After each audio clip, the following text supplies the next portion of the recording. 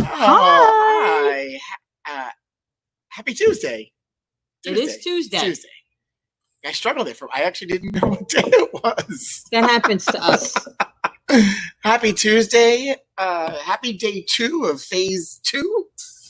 Some excitement here in New York. You can go get a haircut. As Dennis said, life is good. He finally got his haircut. Yeah, you can dine out. I'm excited about that. I mean, dining out, it's not the same experience, but you can still dine out. But some places look like they have done a wonderful job. And it's me. No, that was me. Oh. So, yeah, I'm excited to try out a place or two. Although, I've gotten very comfortable going home after work and kind of settling in to my little domestic domicile there. I don't know if I said this in public forum, but Sunday I was sitting in the yard. I was working, but I was enjoying the unessential life. Yes. I sat there. I did some work on the computer, my phone. I claimed my unemployment benefits. There you go. That's Sunday for you. I sat and got to, I really enjoyed the unessential life. And of course, the noise ramps up as soon as we start. We go live. Yes. Jimmy is in today. It's Tuesday. Usually Jimmy's off, but Jimmy's been floating his days off based on the weather, I think, for his fishing expeditions. Today's beautiful. It is. It's hot though. And so I have to say, yesterday, that 90-degree day was a blessing. At the same time, not so much a blessing for restaurants, because restaurants wanted to get open and be ready. Yes, but they weren't over. At least from what I saw, restaurants weren't overcrowded yesterday. It didn't appear to I think the weather certainly held people back. Yeah, because it was. Although the evening got kind of nice. Yeah. But it was pretty warm out. It was pretty warm. Yeah. And today, it was nice. There was a breeze on Sunday. Yesterday, not so much a breeze. Yes. It got to go outside. Yesterday was Ryan's 16th Ryan Rock's 16th birthday. So did you have the neighborhood was going cuckoo with all the noise, drive-bys. The funny part is that they didn't tell Ryan, and his sister told him that she was going to a friend's house and she wanted cookies to bring. So Ryan made cookies for his own drive-by, faked them out, and then handed them out to people, which was exciting. That's cool. Yeah, it was a nice. I say it over and over, but I really like the drive-by thing. I think it's cool. I think it's fun. Hopefully, that's something that'll maybe continue when it's nice when we get past the pandemic. Way to celebrate. So we Episode 88 now is Lucky Eights. Now, if I were in the casino right now, the eights are good. At least in the Chinese. The Chinese think eights are lucky. Yes. You play in that 88 fortune slot machine. Yes. Which eights the infinity symbols. Yeah. And Atlantic City has announced a July 2nd opening, it looks July like. So open for the holiday weekend. For the holiday weekend. Yeah, it'd be nice. And I think it said 25% capacity. Yeah, they're a little mixed.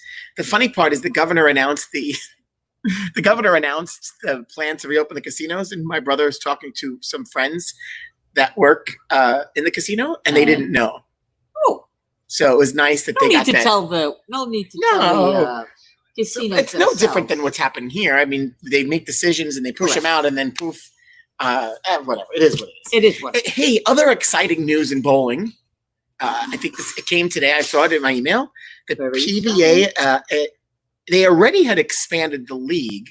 They already added 1 or 2 teams, and now they've added 2 more teams, women only, which I think is pretty cool. Yeah, it seems like they've had a really good response from the professional bowlers to this format, and it seems like everybody wants in.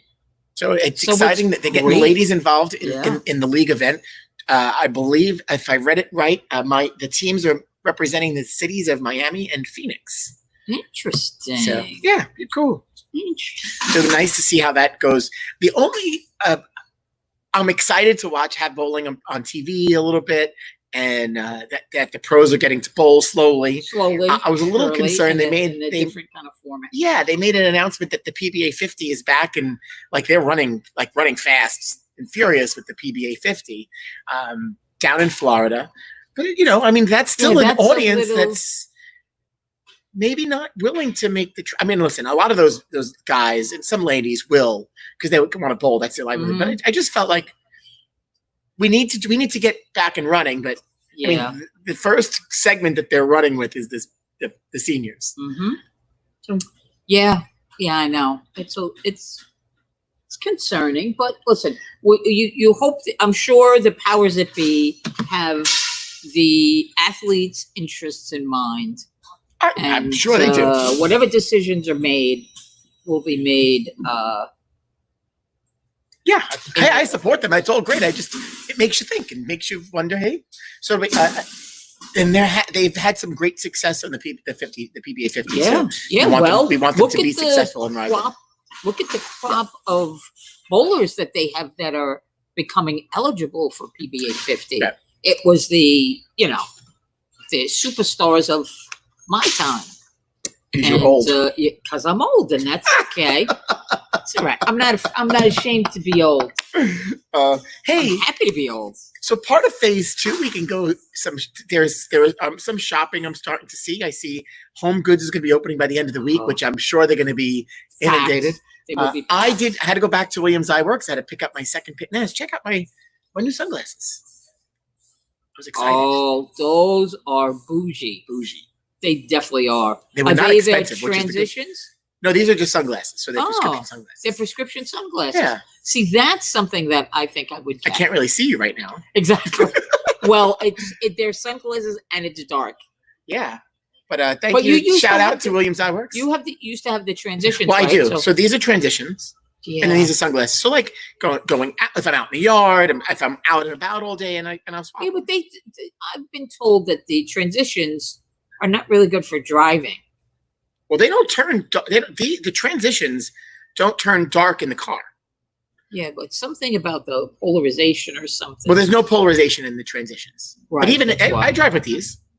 Right. Well, that's why I would say that's something I would. But transitions don't in the car. By the time you get in, the sun, it doesn't pick up the sun through the windshield. Right. But it's which makes it difficult to cut the glare.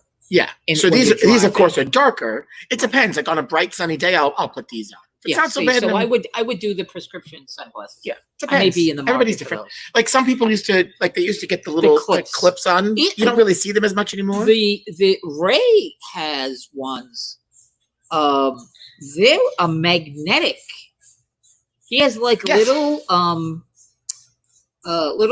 like magnet pieces on the corner of the lenses that you can't really see. They're like hidden up in the corner, and the sunglass part just magnetizes right onto the front of his glasses.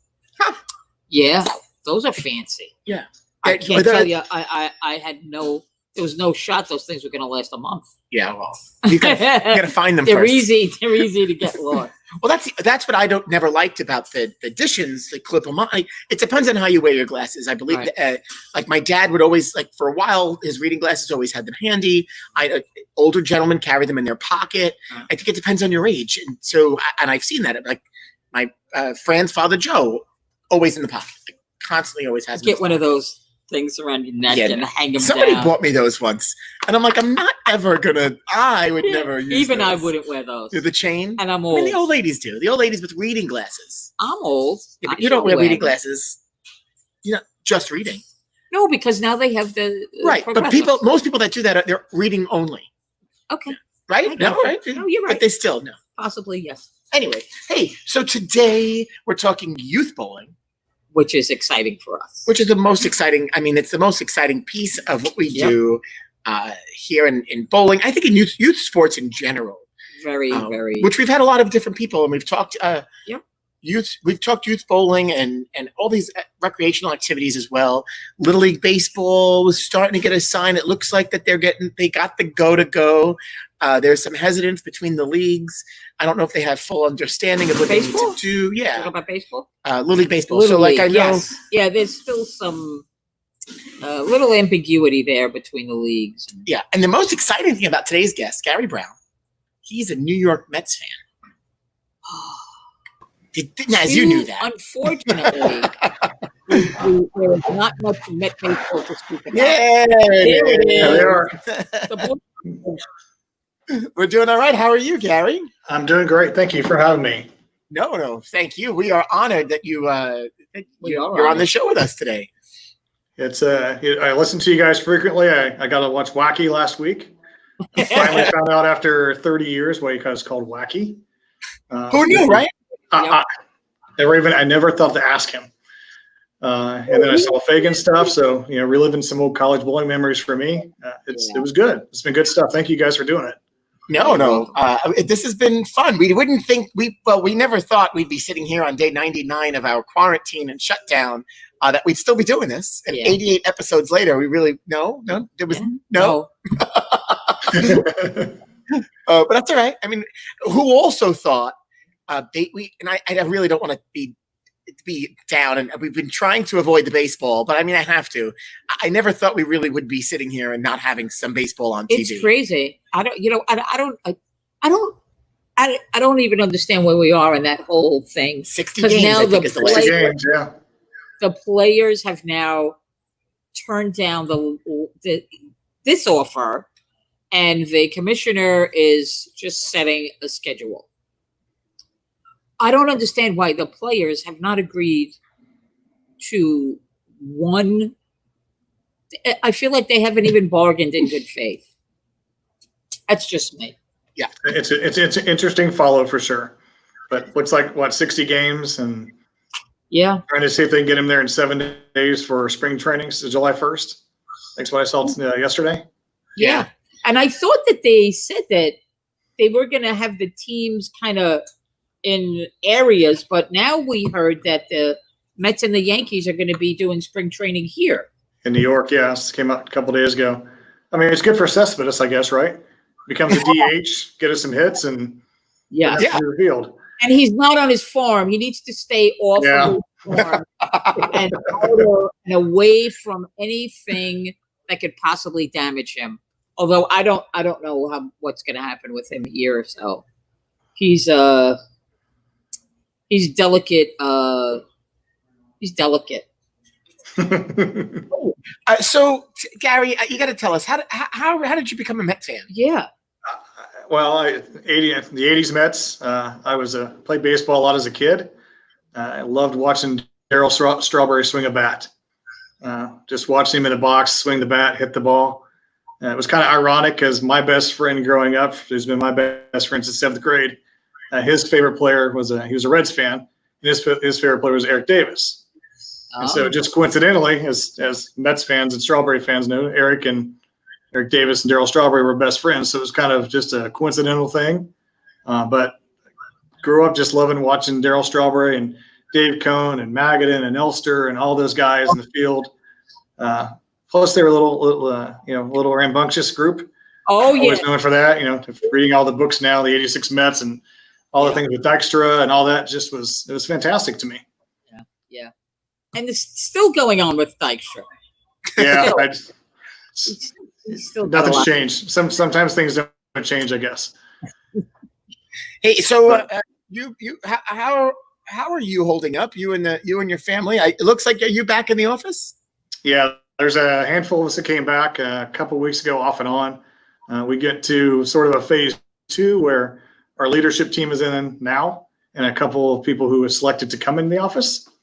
And so I'm back in full time in the office, which is nice. I love my children more than anything in the world. 14-year-old daughter and my 10-year-old son. But it's more peaceful in the office, a lot quieter.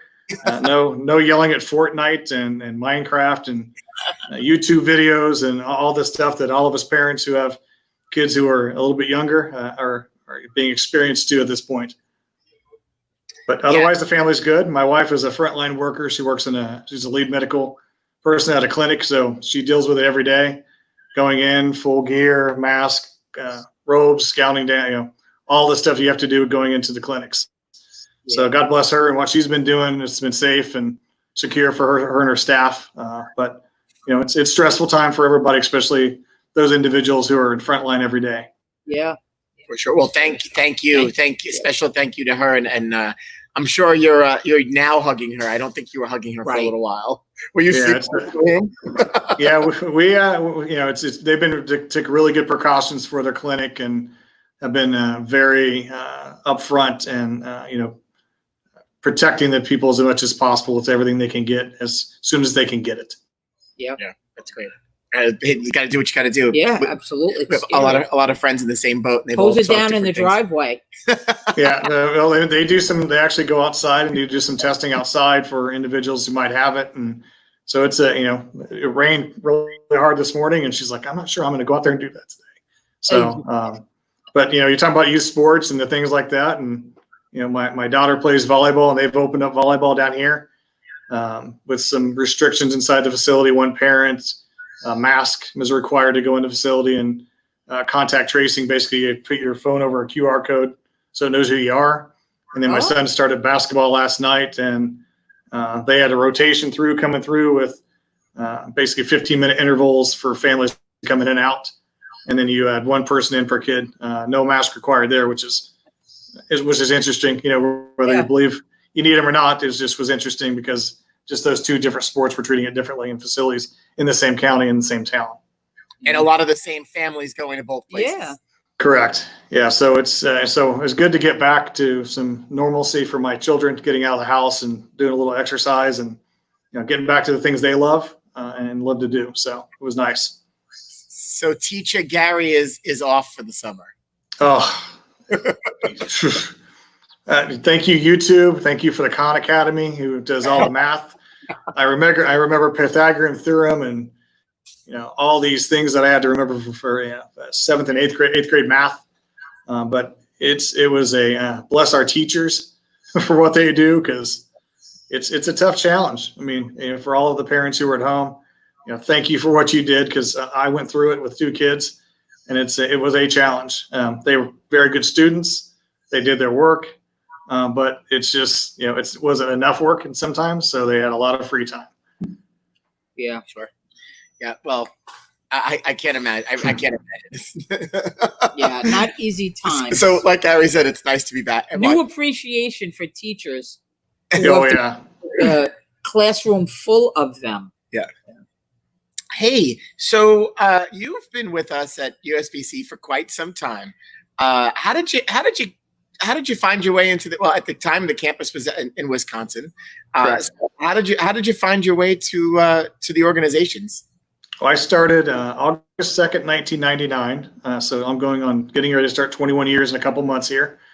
I love bowling. My family was a family of bowlers. My mom and dad both bowled. My grandma worked for a proprietor in a center for almost 30 years, 40 years in a nursery. So I was around the sport all the time growing up. So I worked for CBS Sports for about, 10 years at that point, traveling around and doing, NFL football and college basketball for them. But I fell back to saying, I love the sport of bowling. How can I get into it? I interviewed for Strike 10 at that time. When I put my resume in, some things were changing at Strike 10. So I got hired on at Bowling Inc. Kind of funny story for it is I got my master's degree from Indiana. And I got a call back from them saying, I don't think you're qualified, or I don't think you should work here at this point. I said, why is that? And they said, well, because you seem a little overqualified. Oh, so I hung up the phone. I was a little bit upset, and I said, 24-year-old brash person at that point. I picked up the phone. I called him back, and I said, hey, I think if it's a job that I want to take, I'm willing to start at the basic entry-level position in the sport, but you believe my qualifications are good. Why wouldn't you give me a shot, or at least give me the chance? An hour later, they called me back, and I drove up to Wisconsin, had an interview, and a week later, they hired me. So perseverance came over for me. It's just the sport gave a lot to me through college bowling and youth bowling. I just wanted to get back in the sport and give back to what gave to me growing up so much. That's awesome. And so youth bowl. So you're a product of the programming. You've bowled as a youth. You talk about bowling for college. Talk about that experience. So bowling for college. Did you bowl all 4 years? I did. I went through and got my undergraduate and my master's from Indiana University. I bowled my freshman year, and then I took off a couple years just to earn the money to go to college at that point. So then I came back my last 3 years for my undergraduate master's. It's a fantastic experience. I mean, that's why I took the job. The camaraderie, the teamwork, the things that it gave me as a person, and it developed me as a person, was fantastic.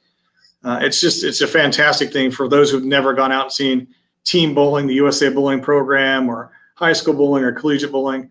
I just really enjoy the team aspect of the sport, so I enjoy it so much to go out and watch that. But it gave me what I love in that case.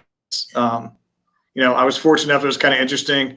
A little known fact is my sophomore year of college, I lived with three other people, and 3 of us came work here at headquarters at one point.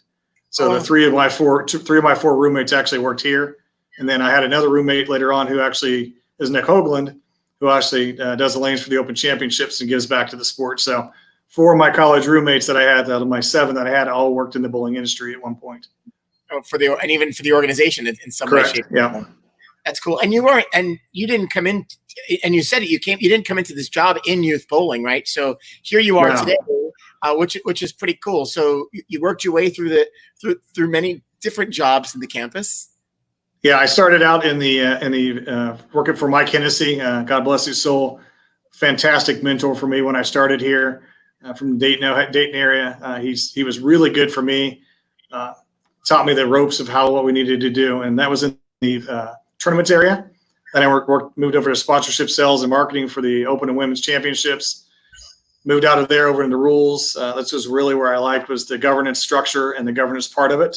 So I went to rules and learning all those parts, really working with state athletic associations and collegiate associations. Then when a position opened in youth, I came over here, and I think around 05, 06, somewhere around there. Then took over the collegiate program in 08. And then, 10 when we moved here. And then since then, I've been obviously working through this area, and took over this a few years back. I was the managing director. Yeah, managing director of youth development. Wow. Who would have thunk? It's hard. As Nazar said the other day, it's not easy to fit on a business card. And you know what, Gary, we've known each other for quite some time, and you really you're awesome. You've brought, I appreciate that. Certainly different energy to the role. You certainly had shoes to fill when Chad was in the role and moved over to the executive director role. And so finding someone and it was really a natural fit because you've been there, and you've got a great team around you, which certainly has changed, but you've been doing some great work. So kudos to you. Yeah, I appreciate it. Yeah, we're fortunate that we got 2 fantastic leaders above me with Frank and Chad. And then, I get the blessing of doing with the BPA board, USBC board, and the IBC youth board. And so we have a really great support network above us that really encourages us to do what we do here. And, always a great sounding board for me anytime I need something. Never afraid to pick up the phone. Nope. That's good. That's good. That's the way it's got to be. So what does a typical day look like for you, Gary? Well, right now or normally? Normal. I mean, a lot of our times, managing our staff, we've just a tremendous staff here who's grown and moving into roles and evolved into the roles. A lot of experience in our youth department with a lot of individuals, but typically it's coming in. I've really operate what we call our retention side, which is the tournament side of it, the collegiate side of it, the membership side of it, all of those type of things. So we go through our business plans that we write out every year. I work with our staff to make sure those goals are being achieved, ideation, manage budgets, all those exciting, fun things you get to do. And, the best thing obviously is we get to go out and crown champions. There's nothing better than walking out and seeing a U12 kid in the USA Bowling or in the Junior Gold tournament go out and, throw 2 or 3 strikes in the 10th frame to win a match. Watching, Chuck Landy and Quentin White go out and develop their programs, and seeing those kids come to a blast off and enjoying that moment to get into a bowling center and turning that into a league. So all these things that we get to see and matriculate throughout the process and through our ladder, it's just been a fantastic thing for us to do. Yeah, and if Gary, and it's not just the job for him. The passion, right, it's just everything something behind it. That comes along with it. It's more than that.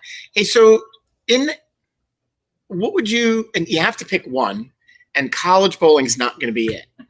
So you want to the program or that you're most proud of that makes you excited to work every day? I mean, what we've done with Junior Gold is pretty exciting with that event. You know, we've grown it tremendously, and it's the go-to event.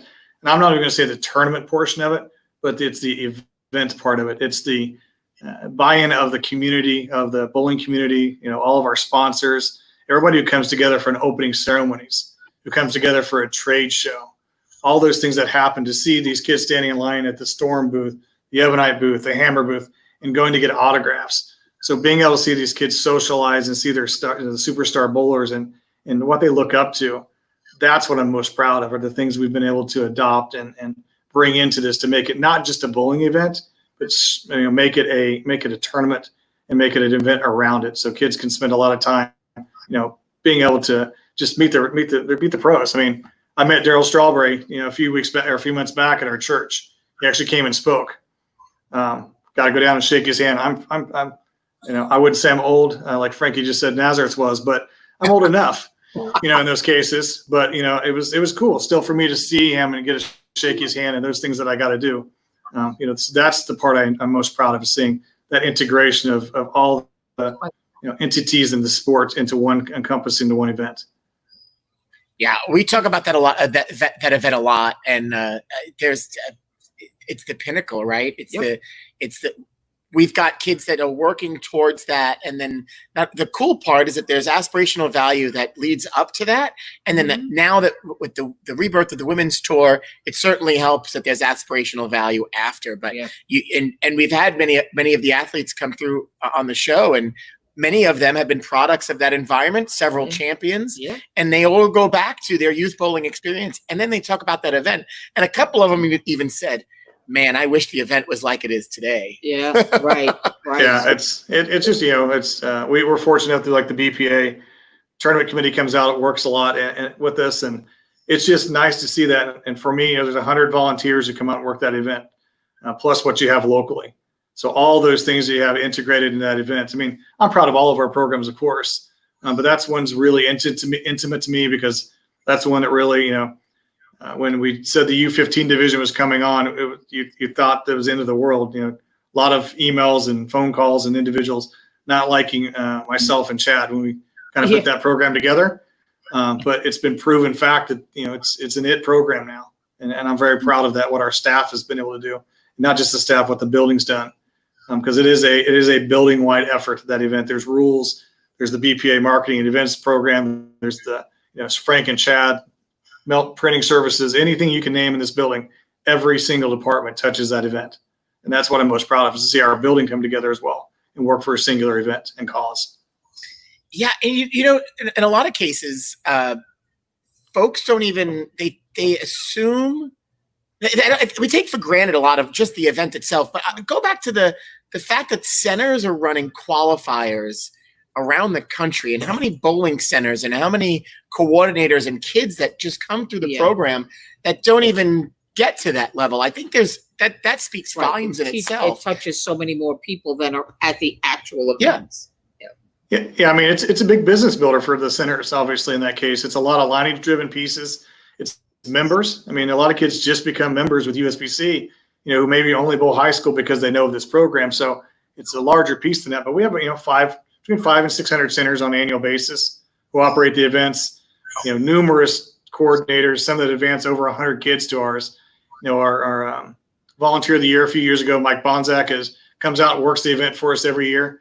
He sends us 100 kids. Jeff Wirtz, all these entities that are operating at the local level are just tremendous. You guys there at Rabs obviously send a lot to us, but that piece of it is where it's nice to see at the local level, the grassroots level, how much business it drives to bowling centers and also to the local associations who are our partners.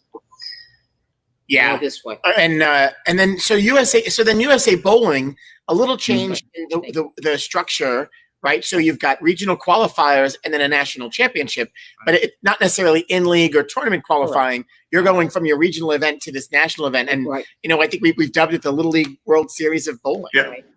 Yeah, we do 16 different regions. That program is really managed by Zach Barton, who works here.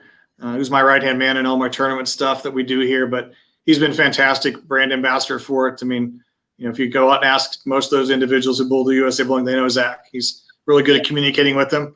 That program is, when you start talking about things, that's fantastic as well. I love team bowling, as I said to you, so that's the step ladder to get into high school bowling, and that's the step ladder to get into collegiate bowling. In the end, that USA Bowling, to go watch a U12 division and watch how good these kids are today. Great. It is incredible how good some of these 12-year-old kids and under are. I mean, we've had 8, 9, 10-year-olds going up and shooting 300s in this case, and it's fantastic to watch.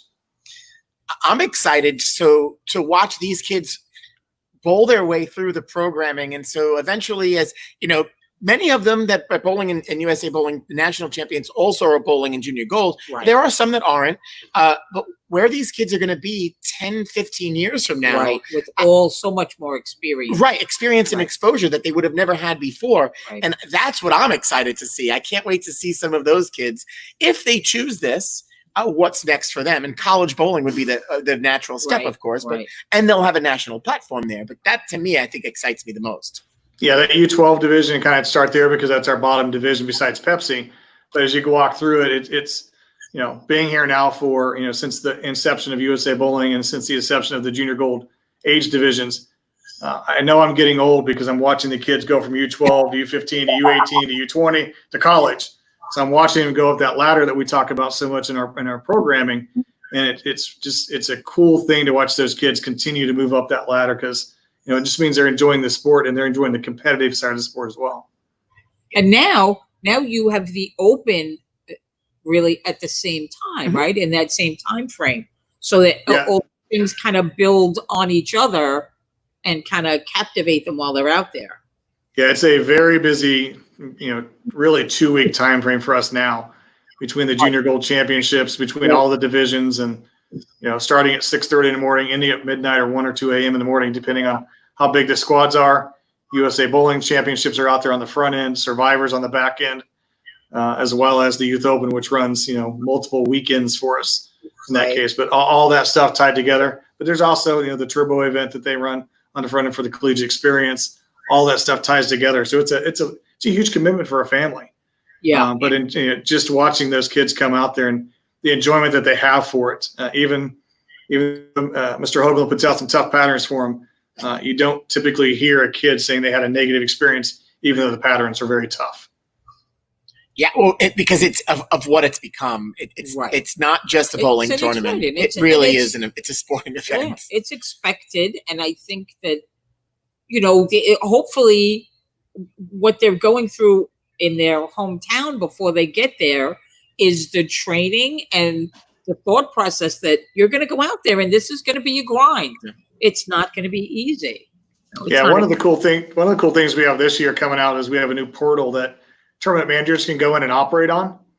And as part of that piece there is they can actually go in and don't have to send us the paperwork, but they can put the ratio of their patterns in there. So now that gives us back here kind of a better understanding of saying, wait, what kind of patterns are they using? What's the ratio? We all know ratios are a little bit, you can make a low ratio pattern easy if you want to, and you can make a high ratio pattern tough.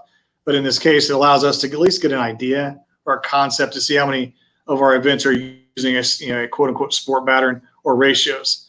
And so we can educate those consumers and those bowlers as we go through with that, which is very nice in our end, to be able to educate consumers. Hey, you need to probably bowl on sport patterns before you walk into junior gold. It'd be a good idea. And it's the preparation, and that goes with anything. I mean, whether they're hard conditions or not, you still have to the mental game of then going into a bowling center with hundreds of kids, where you might come with a program that's got 10, 20, 30 kids. Absolutely. And here you are walking out of ceremonies and these thousands and thousands of kids, and then you get to your squad. I think that alone. Forget about the bowling. I think that alone is something you have to. It's an experience, and I can't tell you how many kids that from our point that we know that have gone, and it takes them like that first year that they go. It's kind of just like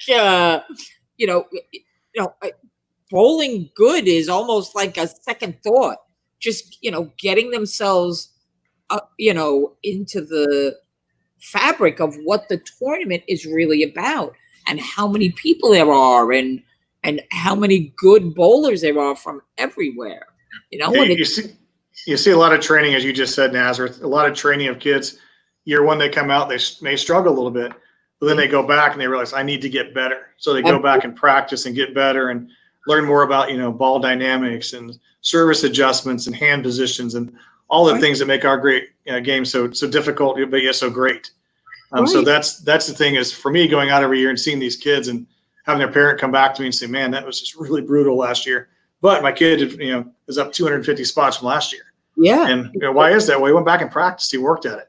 And so seeing that hard work and dedication of a kid who goes to a tournament, gets challenged, and wants to go back and work, it's amazing to see these parents, not only the kids, but the parents putting the work in for it as well. Yeah. Yeah. And, you guys take the brunt of this. And when Chad was on the show, we talked a little bit about this with him.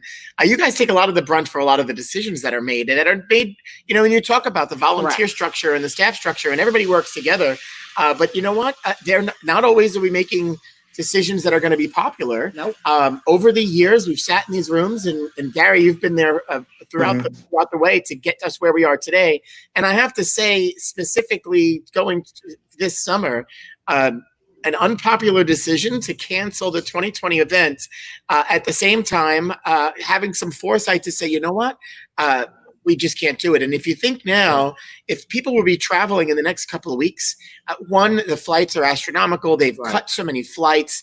It really would have been very difficult to travel. So I have to say kudos to the team, and more so, hey, 2021 is going to be an awesome event where people are looking forward to getting together. So I want to go ahead and go, hey, let's look at 2021. I think people should be exciting that Junior Gold is back.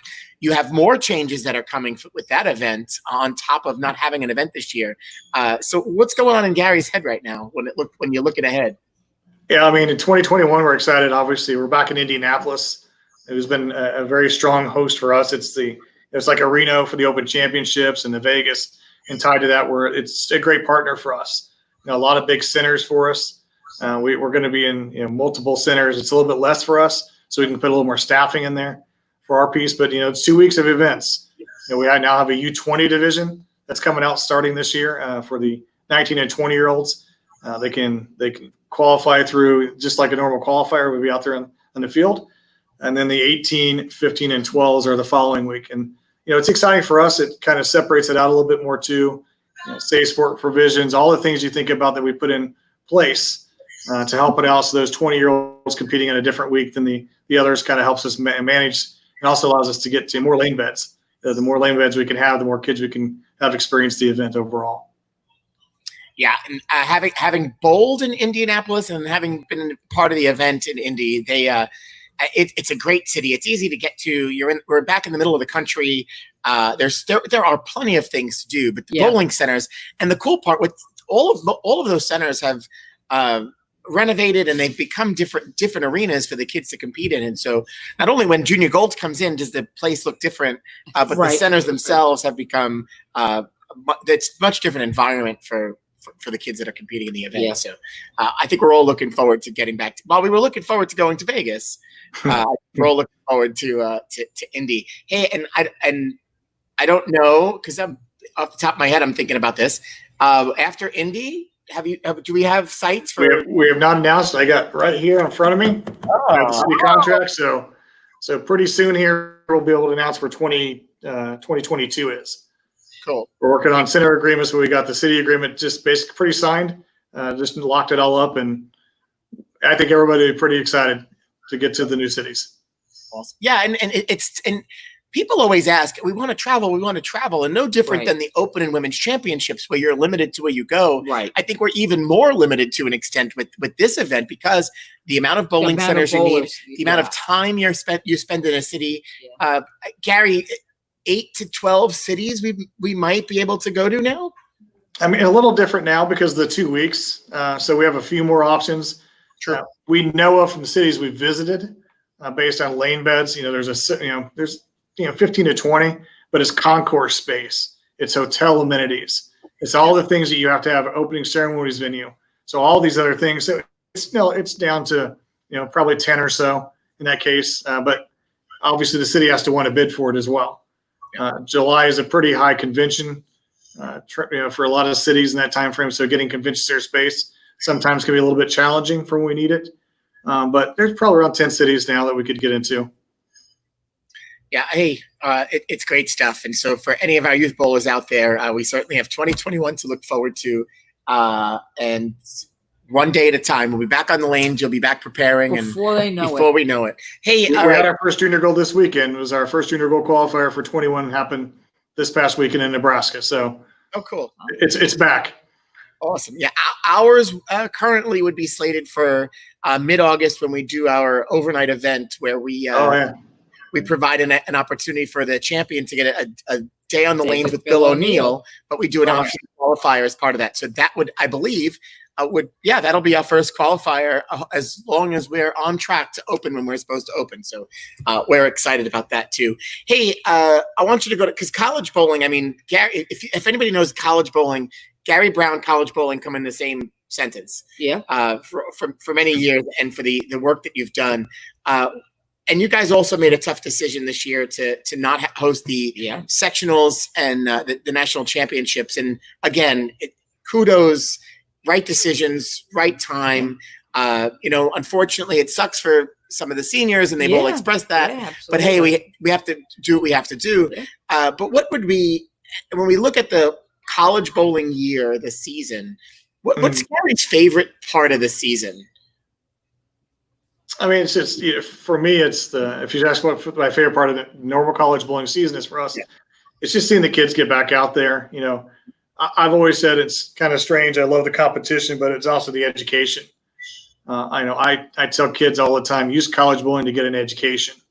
This is a great avenue to get it in. This is your sports that you love. Go get your sports you love where you can get your education. I didn't know Indiana University had a bowling team when I walked on campus.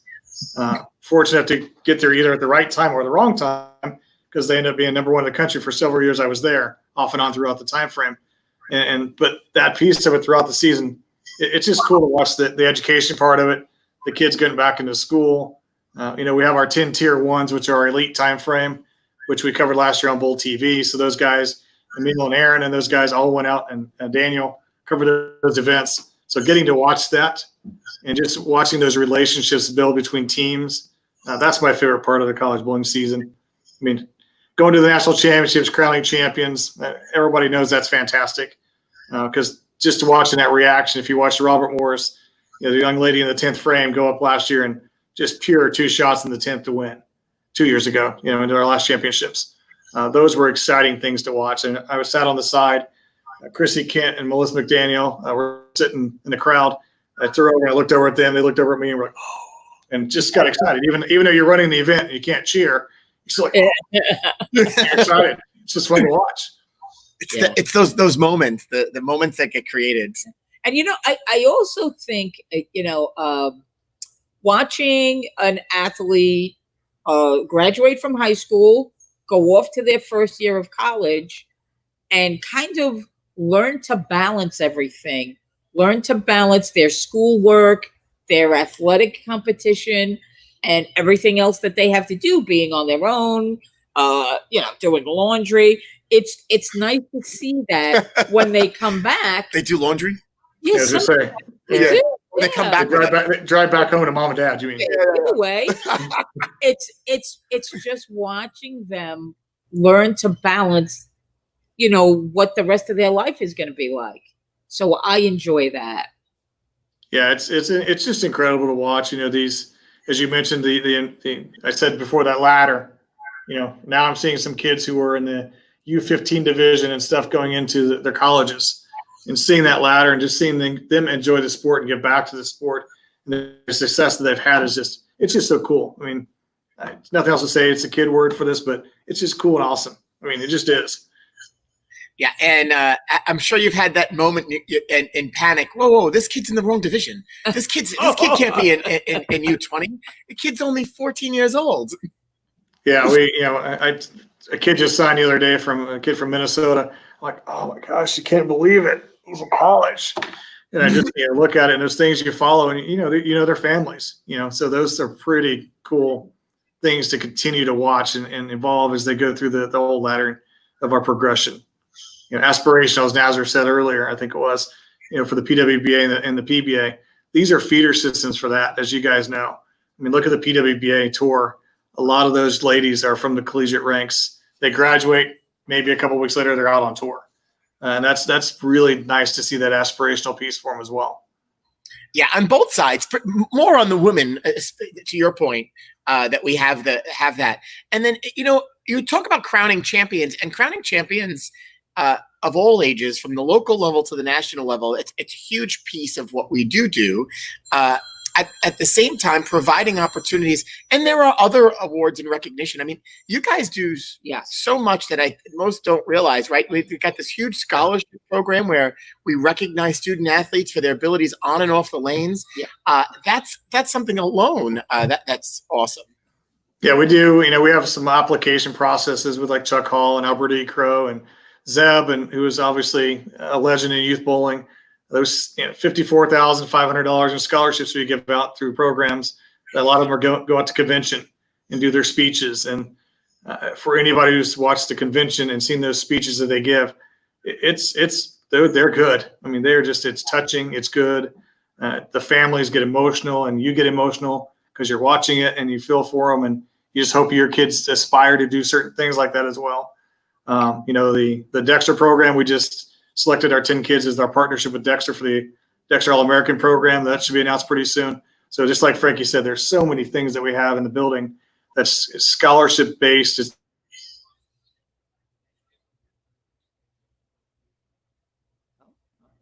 Come back, Gary. That's a longer. Come back. Yeah, usually it doesn't go that long. Did they have another power outage? I don't know, maybe. Imagine. Gary. I think we lost him. Come back, Gary. We lost him there for a moment. in mid-sentence, we lose Gary. Poor Gary. Gary? But and it was good that you brought that up. There are so many, so much that they do that's not tied into actual bowling, other opportunities to earn scholarship or recognition that it's really, it's wonderful work. Yeah, and I have to say, having had the opportunity to stand on stage and present those awards, and there really is nothing like it. And one of the things, I would challenge anybody to go to bowl.com and look at the youth scholarships and awards and recognition area, where you'll see some of the list of the student athletes that have come through the program and have been recognized as the stars of tomorrow. Those truly are some of what has become stars of tomorrow. Some of our professional bowlers that have reached their pinnacle have been recognized with that recognition. And so a committee reviews those applications, spends a lot of time, and picks someone, a young lady and a young man, for this very large honor. It's probably it's the highest honor we can bestow on a youth bowler. And it follows with a scholarship award and, of course, at the presentation. Right. But if you look at that list, a lot of those kids have made their way through, which is awesome to see that you saw these kids today and then look where they are tomorrow. Right, and probably not only on the lanes, but as far as giving back to the sport too, which is crucial. Well, welcome back. I'm back. Look at me. We were just I'm a magician. I just speared. That's all right. We thought maybe you had a power outage again. We were just talking about the stars of tomorrow, and truly. They are the stars of tomorrow, because if you go back, I challenge anybody to look at that list and see who's received that award over the years. It's pretty cool. For sure. I mean, to watch those speeches that they give, I said, I don't know if you caught the back end of that, but the speeches that they give, I like watching their parents, the people who are there, their guardians, more than anything else, just to see them beam and glow, just like any parent does when their kid achieves and does something. But you get emotional watching that, because as a parent of 2 kids, there's nothing we feel more proud of in our lives than watching our kids achieve and do something and become successful at something. And so I get touched and emotional when I see those things as well. Yeah. Hey, so our buddy Tennille just popped in and she's asking, is that Biff? And yes, It's this Biff. happens to be Biff. Biff. You know, I've had the opportunity to sit with Tennille during some of those events. And she's one of those very proud ladies and certainly get emotional when we're doing that. But yeah, this is Biff. For those that don't know, Biff stands for Bowling is Fun. He was our mascot for YABA. Yeah. We found him not too long ago. We were looking for some stuff and came across Biff, and so Biff now has a home here at Rabs. Yeah. I think there's only a couple of them here, and Biff only is in a couple different places. He travels all around New York State. We adopted him as our mascot years ago, but pretty cool. He's still kicking. Yep, I remember all the Garfield and Biff and Kingpin, all that stuff. Yeah, for us, Garfield was actually Jim Davis is from right next to my hometown, so Garfield was huge for us growing up in the area. So seeing the Garfield tie for me as a bowler was pretty cool. Yeah, that was a fun little time. I mean, it was cool to see a nationally recognized right, to have it tied into comic. bowling. Yeah, to tie it into bowling, and I still have a bunch of those things. And so Biff was designed for YABA, and then Garfield. Which, if anybody wears that costume, don't. That was an experience.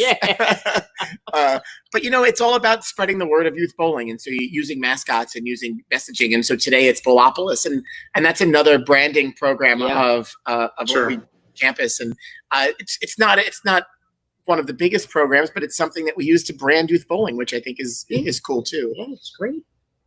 For sure.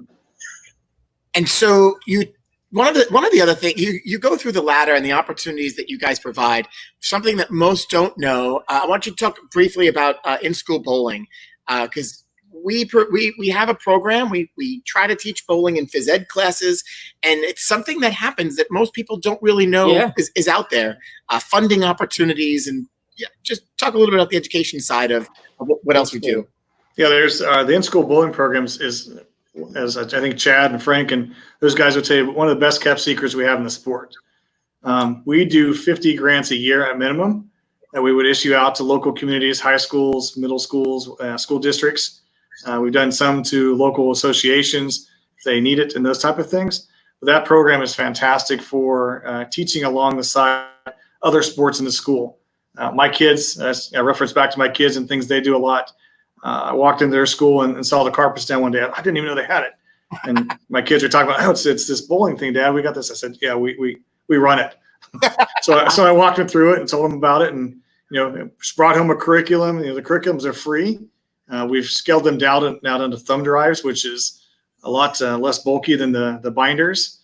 But we have binders available as well. That program, though, is used by many, many schools around the country.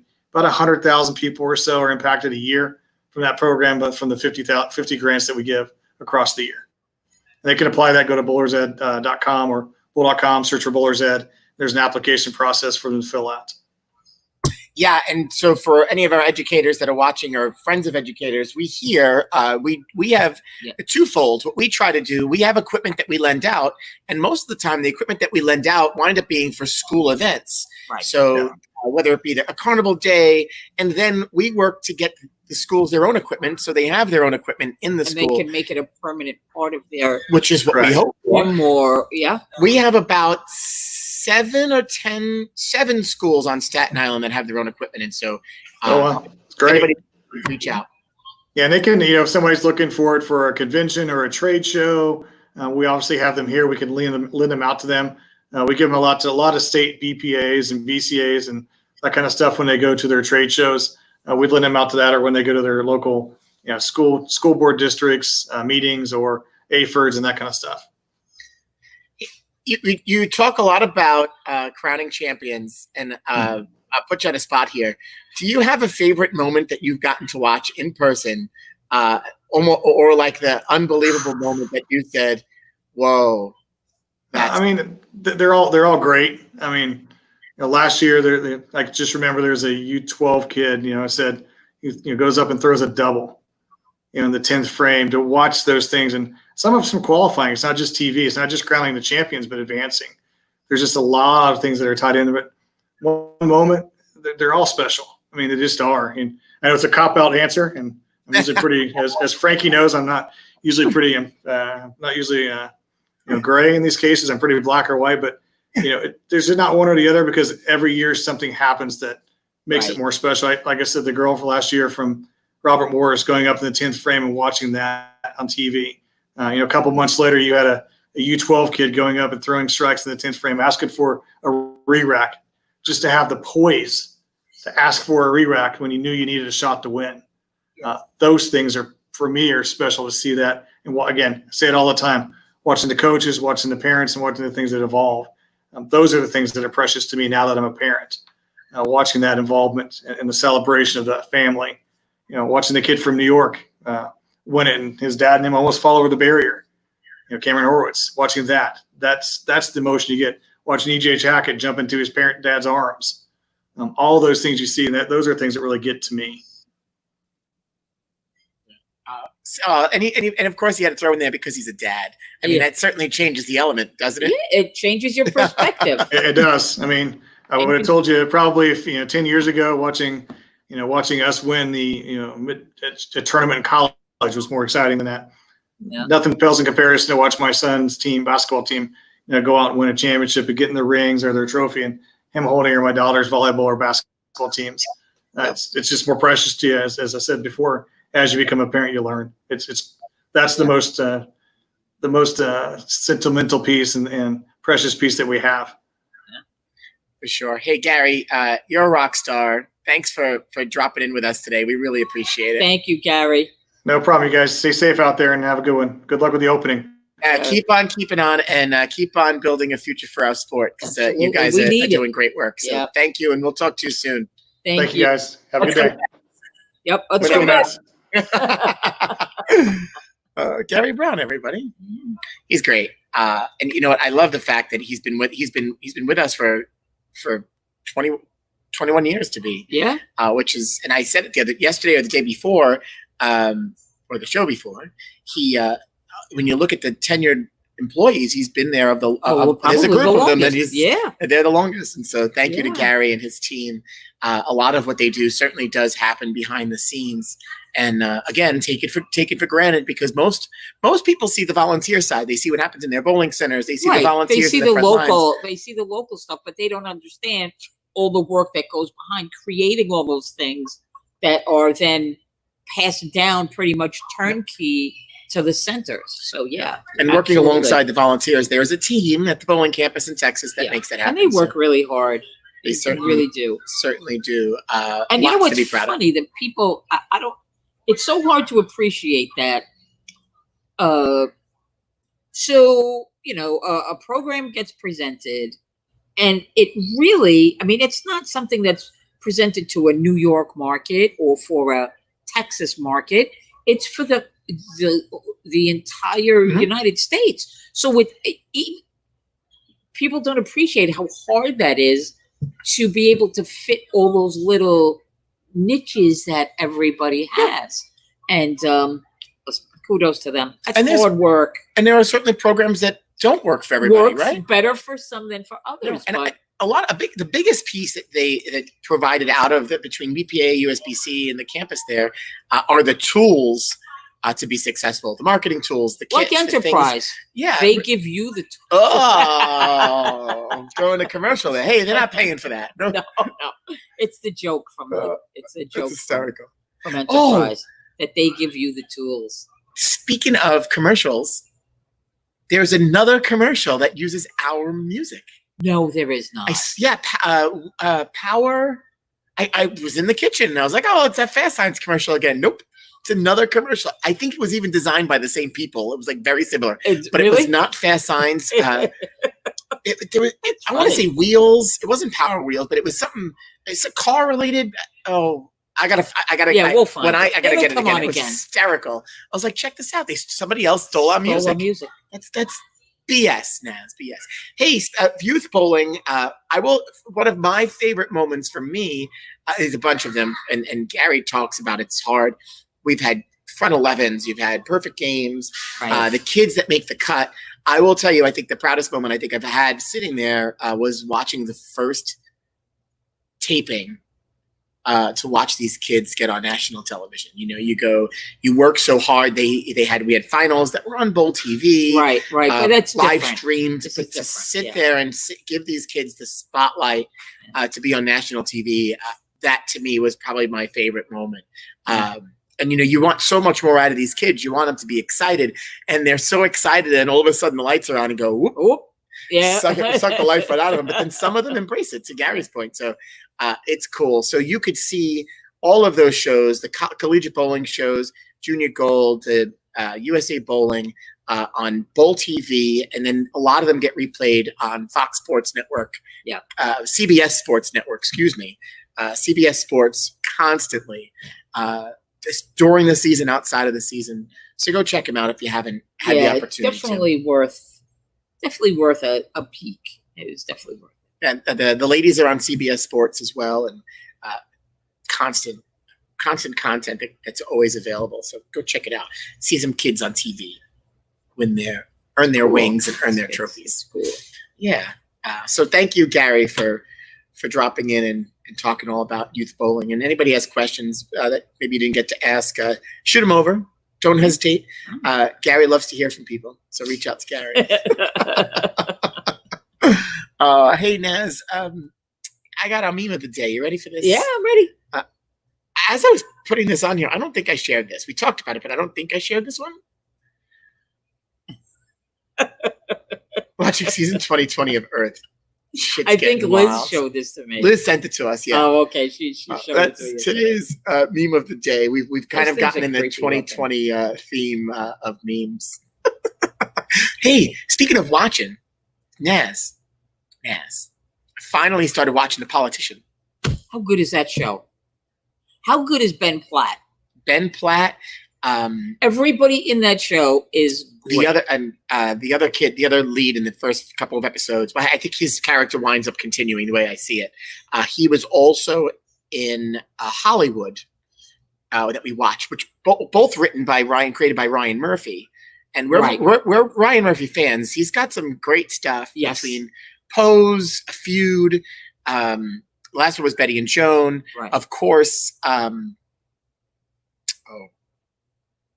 Jennifer Lang is also in this. She was in Betty and Joan. Oh, okay. And it's great. I love the story. It kind of using this high school to talk about talk about what happens in politics, so to speak. Yes. It's excellent. I would tell anybody to go and watch it. Yeah. It's written really well. It's on Netflix. I just finished season 2. Just came out on Friday.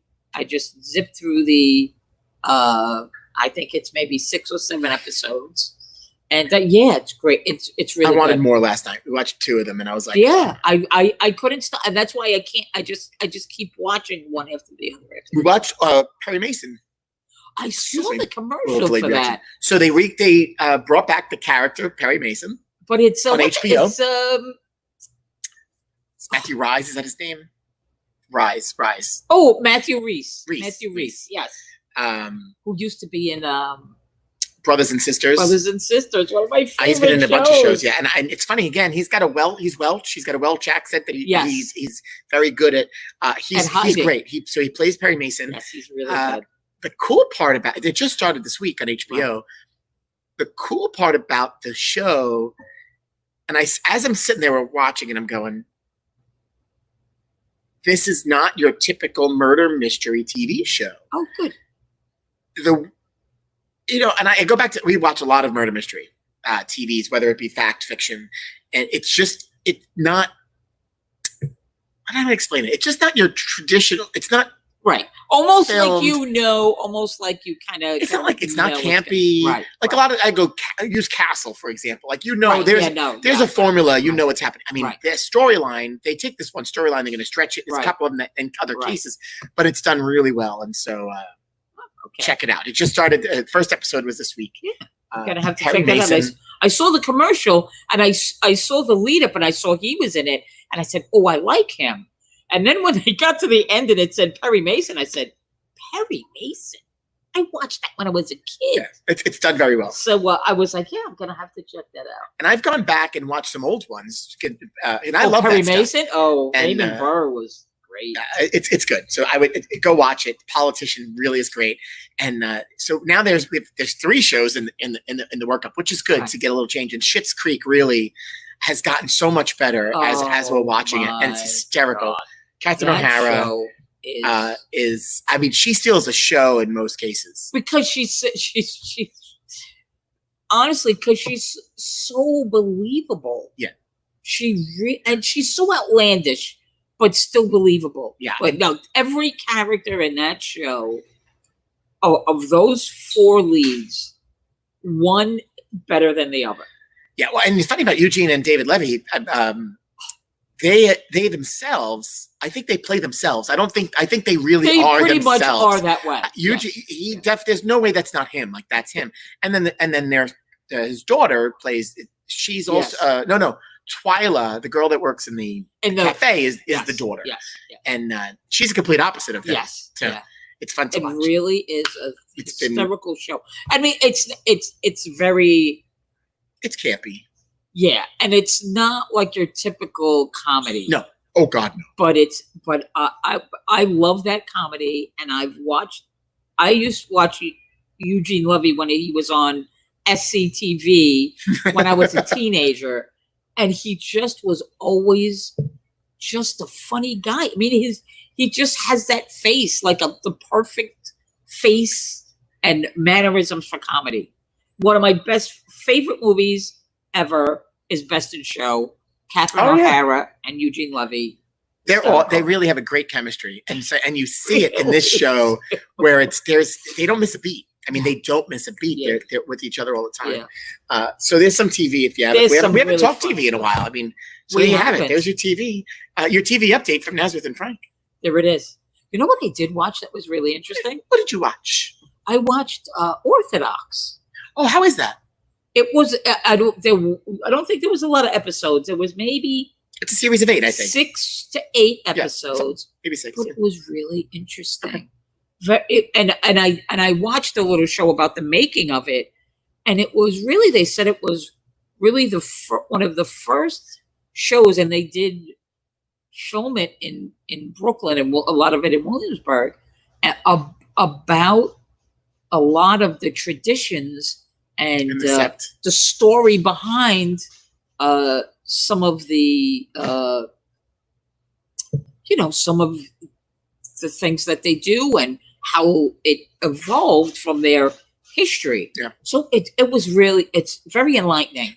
I mean, I can only watch so much. So I know. That's on the list. That's actually like on the watch list. So that'll be definitely worth the watch. The Politician, I think, is 2 seasons. Two seasons now. Oh, you know what? The last one just ended. Yes. Right. 2 just came out. Right. 2 just came out on Friday. The Morning Show, is that the name of it? I don't know.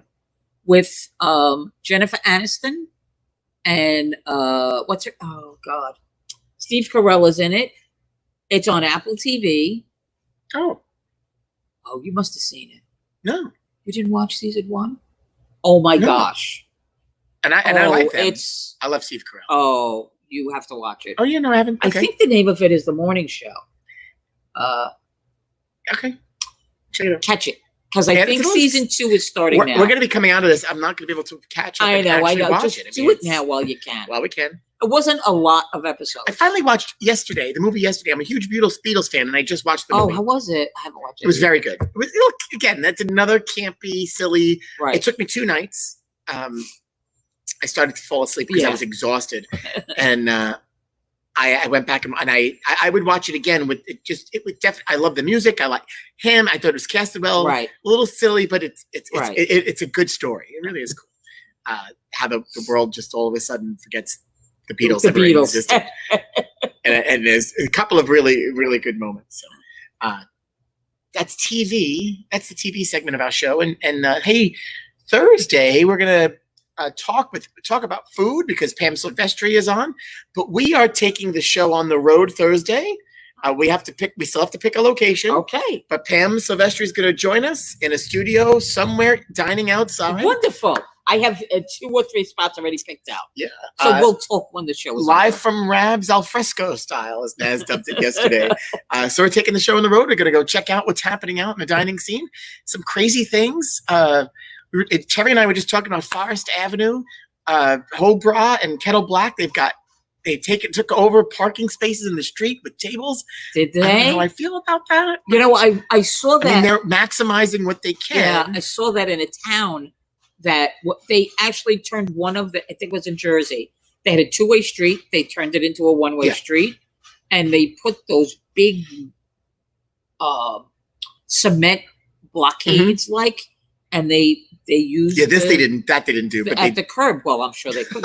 Forest Avenue was still, it's still Forest Avenue. People still need to.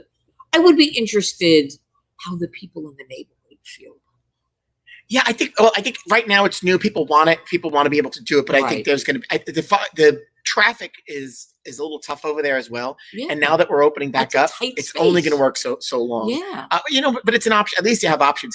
Right. Besso, I couldn't believe you. Nazareth said, How "Did you check out what's going on at beautiful was Besso?" that? And I said, "No." And they took the alleyway and they made it really, really nice. Oh my gosh, it looks beautiful. So, like I said yesterday, what I love about this is that they are being creative, and hopefully a lot of these things. Listen, don't take over. There's no reason they're not going to have to moving forward take over Forest Avenue, right? But a place like Besso, the way that a Blue transformed their yard, I think some of these places are going to do different things, and they'll keep them to stay. Yeah. So we'll see. Anyway, from Thursday, Pam Silvestri.